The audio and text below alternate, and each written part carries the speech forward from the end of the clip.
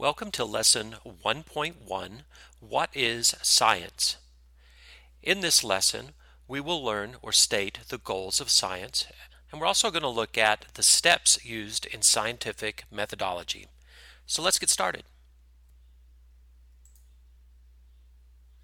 Science uses evidence to construct testable explanations and predictions of naturally occurring events or phenomena. Basically, it generates knowledge. So ask yourself this: how do you know something? When someone asks me, how do I know? It's usually because either someone else told me, I read it somewhere, or I actually saw it myself. The goal of science is to provide natural and testable explanations for events that we see in the natural world. We also try to create explanations that's supported by information that we gather, data, to understand patterns in nature and to make useful predictions about natural events. One thing to keep in mind, science rarely proves anything because as we continue to gather more evidence, we continue to change what we know about the natural world. So let's take a look at the general process scientists use to discover new information. Notice here we have two locations of some grass. One looks a little bit taller to the other. So this observation may lead us to ask a question. Why do the grasses grow at different heights in different places? So we need to find an answer to that question. Could it be that there's more nitrogen in the soil? Now, if you have had any experience with a garden or working with a lawn, you know that every year you probably add some fertilizer. Well, one of the essential components of that is nitrogen. We'll learn more about that in future chapters, but perhaps nitrogen might have a role. So we form a hypothesis.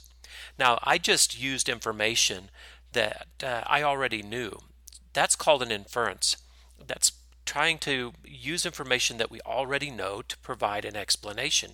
So what we're going to do now is design a testable explanation, and that is a hypothesis. You might have learned a hypothesis as an educated guess. I'd like you to forget that definition. It's not a guess. It's an explanation based on knowledge that you already know, and it's a testable explanation. All right, so let's design an experiment to test our hypothesis. Now, in a controlled experiment, we have variables and we have a control group. A control group is the part of the experiment in which nothing is changed. Generally, we make one change, and that change is a variable. So let's take a look at that in a little bit more detail. All right. So let's take a look at the types of variables. There's two types of variables, basically. The variable that is the one change that we make, and then the variables that change because of that change we make. The variable that we change, the variable that is deliberately changed, is called the independent variable. The variable that we observe and measure is called the dependent variable. Now here's the way I remember this. The one change I make is the independent variable.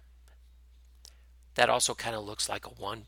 We make one change, and then because of that change, other changes may occur, and those depend on the one change that I make. So let's take a look at our experiment. What is the change that we are making, or that I made? It looks like we're adding nitrogen to the soil. So nitrogen is the independent variable, adding nitrogen to the soil. Notice in our control group, we didn't add any nitrogen. The dependent variable is what we're going to measure. Now, we're going to be measuring the height of the grasses as it grows. So the height of the plant, how tall it's growing, is our dependent variable. Now we're going to, so as we observe our plants grow, we may notice that some plants or grasses are taller and some are shorter. That's not very descriptive. We might need a better way to determine the actual height of the plant. So we might use a ruler to measure the height. Well, I just described two different types of data, quantitative and qualitative. Quantitative data are numbers. Qualitative data are descriptive. So quantity, anytime you hear the word quantity, you think of amount. So quantitative sounds like quantity, numbers. When you hear quality, you might be comparing it to something else, like it's better or not as good. That's more descriptive. That's qualitative data. So another way to show our data might be to create a chart or a graph. This graph is showing the height of the plants over time. Now generally on the y-axis you will see the dependent variable. If you recall, we were measuring the height. Now they're using meters. I don't know very many grasses that get that tall. I probably would have used millimeters or centimeters, but in this example they used meters. And time is shown on the x-axis. So as you can see, over time, the plants that we added nitrogen to grew taller.